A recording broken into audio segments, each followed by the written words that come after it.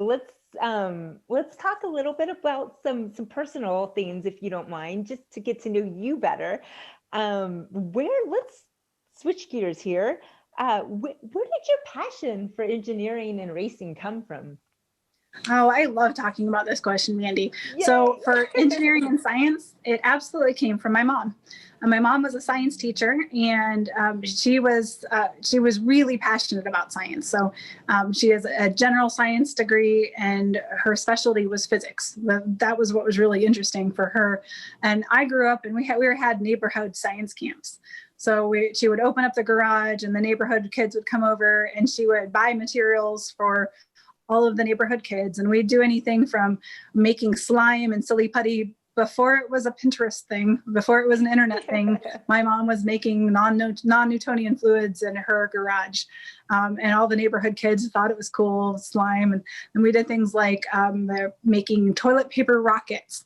And the grossest thing I tell everybody, she went to the butcher and asked for leftover parts that they didn't need so she could teach us about anatomy. So I was probably the only 6-year-old girl that had a cow's eyeball pinned to a sheet of styrofoam and could tell you where the retina and the cornea and all of that were. So I was a really geeky 6-year-old, but I didn't know I was geeky, and I thought geeky was cool. I still think geeky is cool. So geeky is way cool. And let me tell you, I love slime. I love like slime and all that stuff. So that's really cool. If you can make slime, that's like the cool. I think you're the coolest. By far the coolest. How wonderful though. Yeah, that was the love of science, and the love of racing actually came when I wandered into a machine shop in college. One of my one of my students that I was working with at the time said that they build a race car down in the basement of the engineering building. I'm like, well, that sounds fun. I don't know anything about racing. I don't really know much about cars, except for on a Volkswagen Beetle, you have to rebuild the carburetor all the time, and it causes my dad to swear. That's all I know about cars. So I wandered down, and they were working on a race car, and I thought, oh, this sounds pretty cool. Can I just hang out? Like, I want to learn. And they're like, no, you're not just going to learn. You're going to do stuff. So I went in there really not knowing which way to turn a screwdriver. But by the time I graduated, I could run a mill, a lathe. I could do just about use any machine tool down there. And then I was actually helping with the design and building of this open wheeled race car. We had a sponsor day where I got to get in the car for the first time. And oh my goodness, Mandy, it was made for boy hips. So I didn't fit in the car because I was a girl and I have girl hips. So that was really disappointing. So that was one of my goals for the next season is let's make the seat a little bit bigger or have an additional seat so that if we have more girls on the team in the future, that we can end up fitting in the car and driving the car. So. Oh my goodness. That's so funny. But I do know, I mean, I have a spin bike and I had to it comes with the and I'm like, no, Nope. No, give me the one. We need something specific. Yes. We need something specific. Exactly. OMG. That's so funny. So I was going to ask you then, you brought up your mom. Would you say, I was going to ask you if you had any role models or who inspired you growing up? Yeah. So my mom was one. Mm-hmm. My dad was a college professor. He taught modern languages and Spanish. So he always inspired me to learn languages. Languages is another passion of mine. I love learning other languages. My grandfather was an engineer for NASA, and I'm going to move the camera here to show you. I have my wall of NASA. I don't know how much you can see behind me there, but I have a flag that was on STS-1, the very first Columbia mission that's been in outer space that's on my wall. I've got a piece of the Apollo 11 orbiter access arm grating because my grandfather was engineer for NASA. He was a retired colonel from the military, then went into NASA, went to West Point, and he actually was in charge of the swing door systems and the sound suppression systems when he retired from the space shuttle. So Wow. really cool stuff. I always thought that the space shuttle was really cool until I got to race cars. So my little sister actually is an engineer as well, but she is an engineer for Boeing. So she works on airplanes, I work on race cars, and our biggest argument is which direction the airfoil goes. So this is when we can go right side up or upside down. So. Oh, gee, so the grandfather, was that on your mom's or dad's side? Yes, it was on my mom's side. See, look at Yeah. the genes. You have That's like, genes. yes. And the other role model I had, I would say I always looked up to Judy Resnick. She was on the space shuttle. And for those of you that don't know, we're recording this on the 29th. The 28th was actually the 35th anniversary of the Space Shuttle Challenger yesterday. That's right. But she was from Akron, and she was actually on that space shuttle. So another interest in science that way too. That's so cool. That's amazing. It's amazing to have cool heroes like that, you know. Yes. My one of my heroes is Mario Andretti, but that's we love Mario. I know he actually follows me on Twitter, and I freaked out. I had a moment where I was like, oh. Yes, Mario's amazing. He is such a gentleman. Quick Mario story. The very first interaction I had with Mario was in 2008. He was, at that time, he was on his grandson's timing stand, and his grandson's engineer at the time, Peter Gibbons, was a bit stingy on when he would decide to run which sets of tires. And Mario he was trying to argue with him, and Pete wasn't having it, and he wanted to save the tires for the race. He didn't want to get into the race situation and need an emergency set of tires, not being able to use it. And Mario was so upset, and he came over and he introduced himself to me. He said, "You're the street course tire engineer," and he was talking to the rest of us. And I said, "Yeah, I'm in charge of the street course tires." And it must have been maybe Long Beach or St. Pete or something like that. And he said, "I need you to go talk to my grandson's engineer. Marco's engineer won't run the tires, and he's just sitting there, and he needs to run tires. He needs to learn the circuit." And it was really funny because he was really upset at the time. He was livid at the engineer. And he never once swore. He was always a perfect gentleman. And I walked out of that going, he's the only person I've ever been starstruck to meet is Mario. And now he calls me his favorite engineer. So every time he says that, my heart melts a little bit. I saw that. I saw a tweet too when you. Yes. Yeah. I know. By the way, I hope you're doing better after. Yes, after much that. better. Good. Thank you. Good. Yes. Good. But I did see that, so I was like, "Oh my goodness!" I love it. I love it. He's a sweetheart. He is amazing. Well, good. That just made my day even better to hear that. So awesome. I love it. I am always in the mood for a Mario story. Who's not? But just to get back a little bit to talking about, the industry, the racing industry and everything. It's obviously not easy for a female to be in this male dominated industry. How difficult was your path to get here to where you are now? I would say it's a lot easier now. Mm-hmm. But when I started out in IndyCar, there had been other female engineers in the series. But when I started out, I was the only one that traveled with IndyCar. I always tell the story that I was always, hopefully we'll get other females in IndyCar, and I would talk to people and, convince them that they needed to go talk to different people about getting jobs. And I've been huge about mentoring. It's super, super important to me. But the first time I thought I found somebody that was another engineer in racing was a gentleman who worked at Dallara. His name is Andrea, but kind of spelled the same as Andrea. Okay. And I got an email from this Andrea, and I was like, "Oh, this is awesome. There's another female that works in racing." So I was like, "Hey, I'm Cara.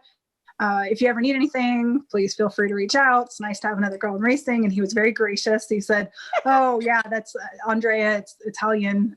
But thank you for the offer." But we've started a little bit of a tradition. So there's a lot of, like I said, a lot of engineers. There's 3 or 4 engineers that came before me. And we have a group, whoever is working the Indy 500, we always try to get together if it's possible and get a picture taken on pit lane with the female engineers and mechanics that are there that weekend. So I think we started taking this picture maybe 5 years ago. And this past year, we were up to 10 different engineers and a mechanic that actually were working the Indy 500 or working with the Indy 500 this year. So, like I said, I have a passion for mentoring. A lot of the young ladies in the series, we try to get together once a year. This year, we had to get together virtually. We made ornaments together on Zoom. So we had a nice ornament making and an ornament exchange afterwards. So we try to make sure that we're there for each other. Anybody that's new, we have a little group on Facebook for people that are getting into different series and just have some connections there. So it's always really good to be able to mentor people. One of my mentoring relationships that I had was a young lady who was looking at studying engineering.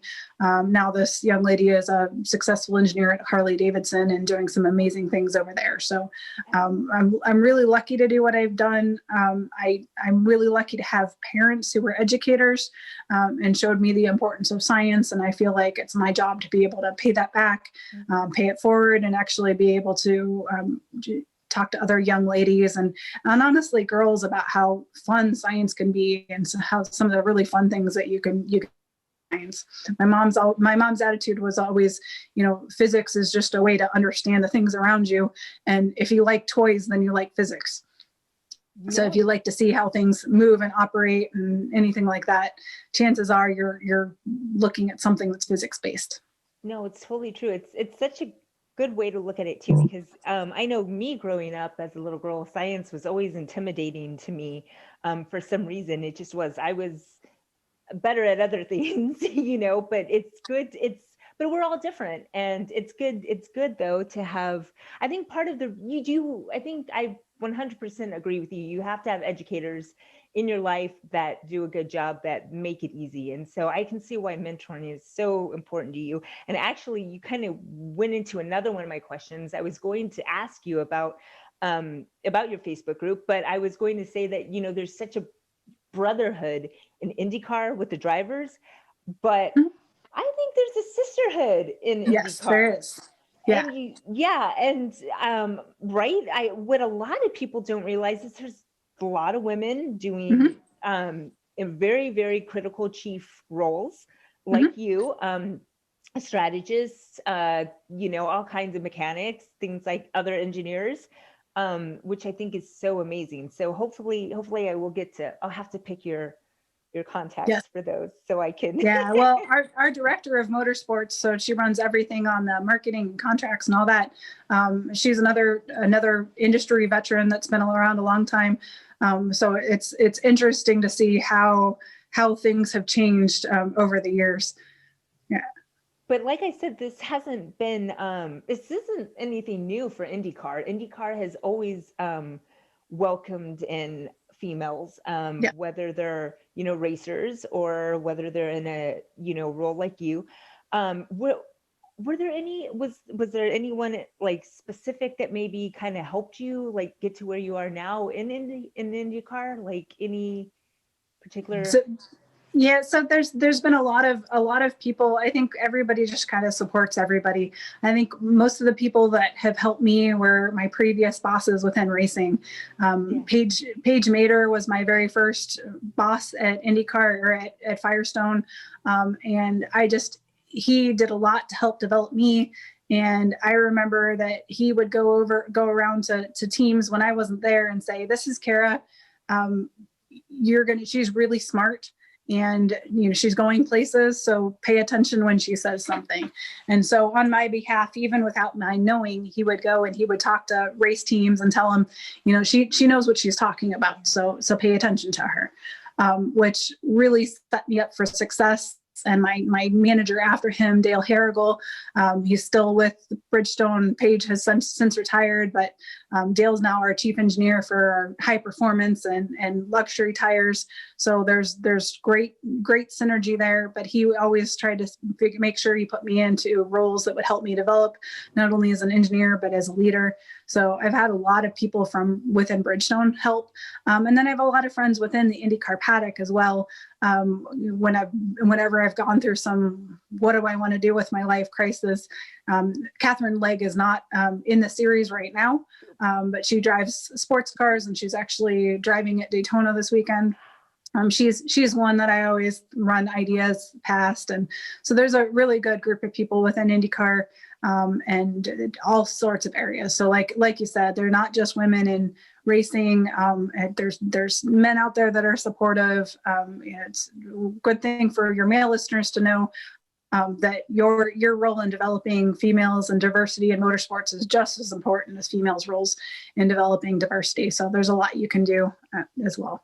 Thank you. Well, that's true. So thank you for that. And, I was going to say, well, it has, and I'm so grateful to hear these great stories from you, because too often we hear some negative things, about being female coming up in the industry. We all know. And so to have like something positive just is really inspiring and hopeful.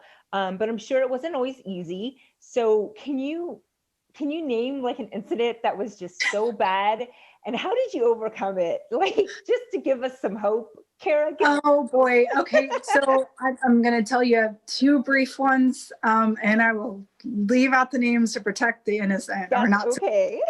One of the ones is I had a mechanic that stopped calling me baby doll.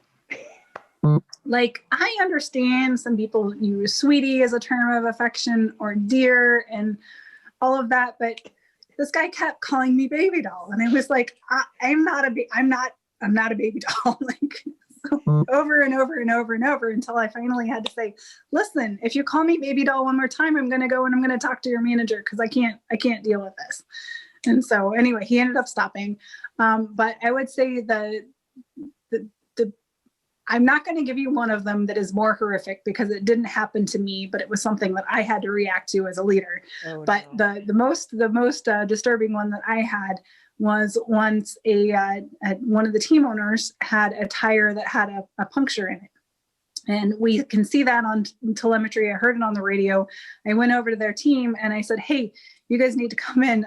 You have a leak. What's the pressure on your tire? Because I couldn't see it on their monitor at the time, and it was before we could monitor that live. And what's the pressure on your tire? And they wouldn't tell me. And then the engineer wouldn't say anything. And he pointed to the team owner. So I went to the team owner and I said, what's the pressure on your tire? Telling me. And I said, you need to come in. It's not safe for you to be out there with a tire pressure that low.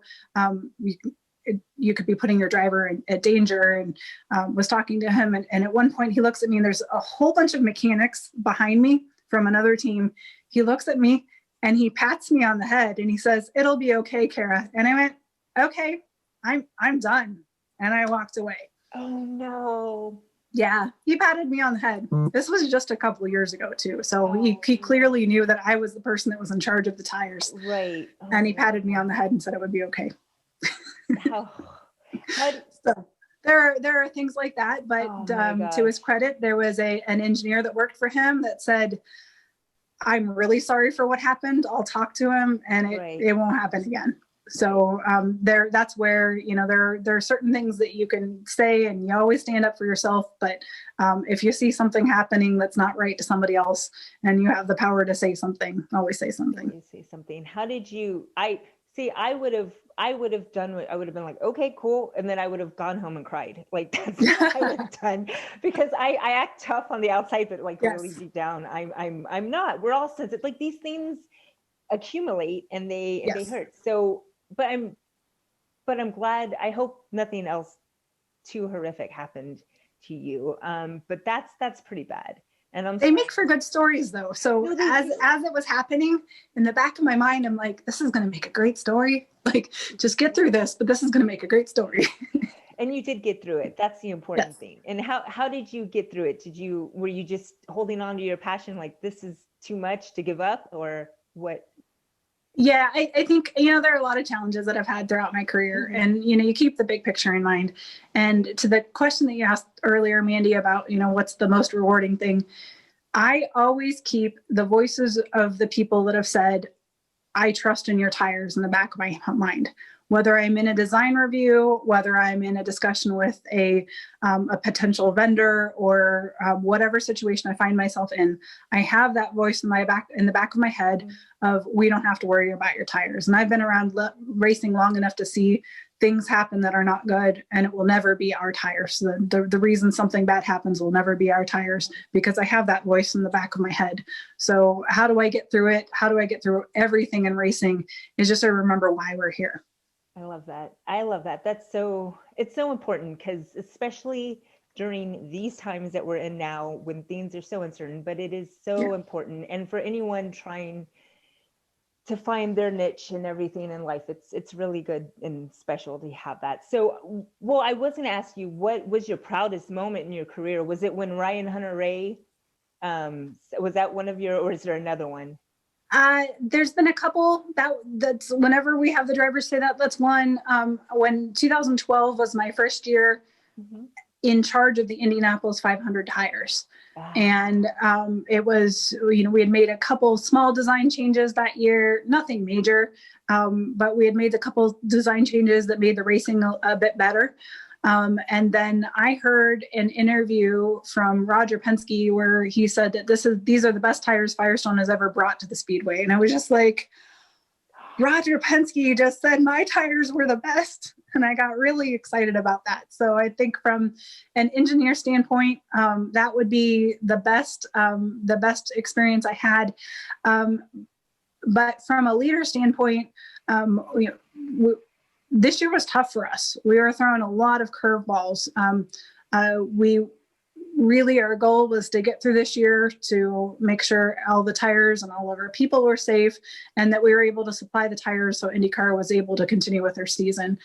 We had a couple of events where they were just really stressful, getting the tires in time, making sure everything was right.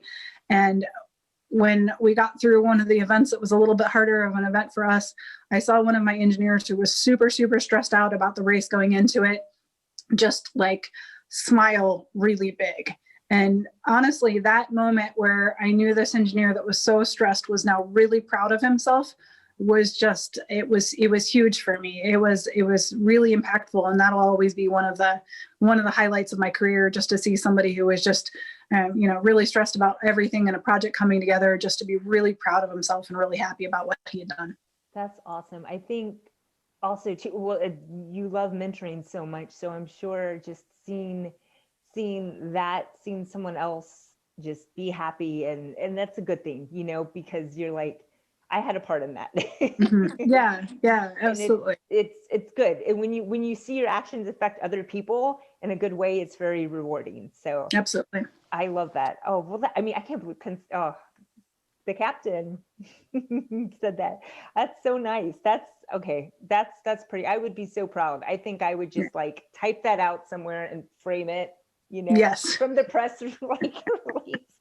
I have a little file that has like things people have said that if I'm having a rough day, I'll go and look at and say, that tire builder said that. That makes me feel good. And just put it away.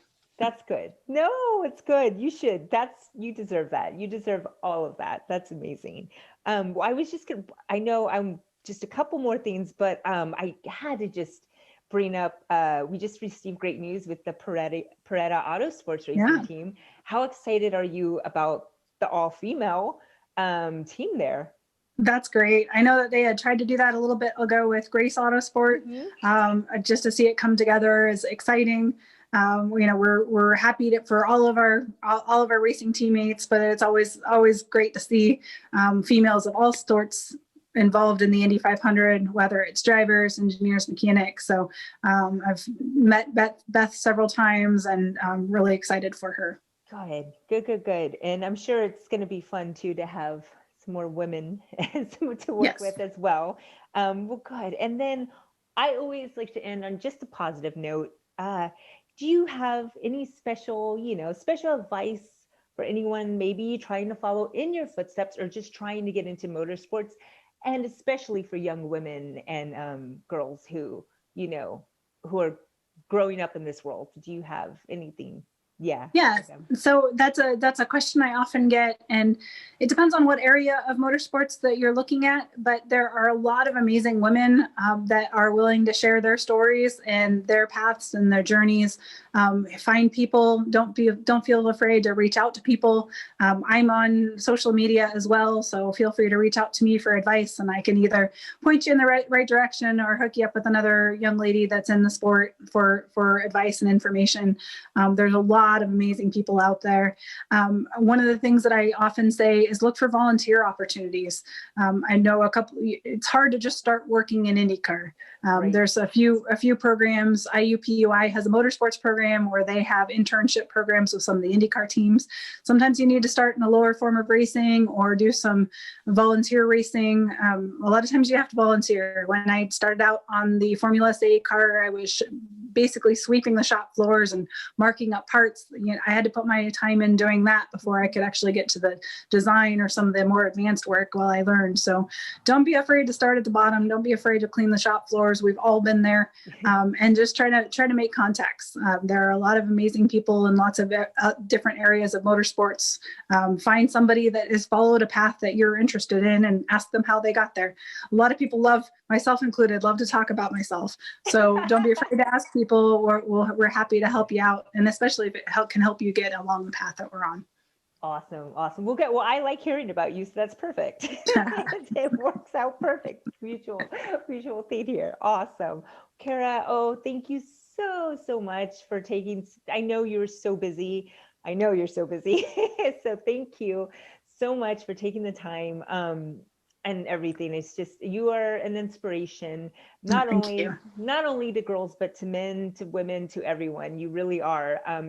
You have accomplished so much already so far, and it's amazing to just be able to chat with you, and it's been a joy. So thank you for joining me. All right. It was lovely to talk to you, Mandy. Take care. You too, hun.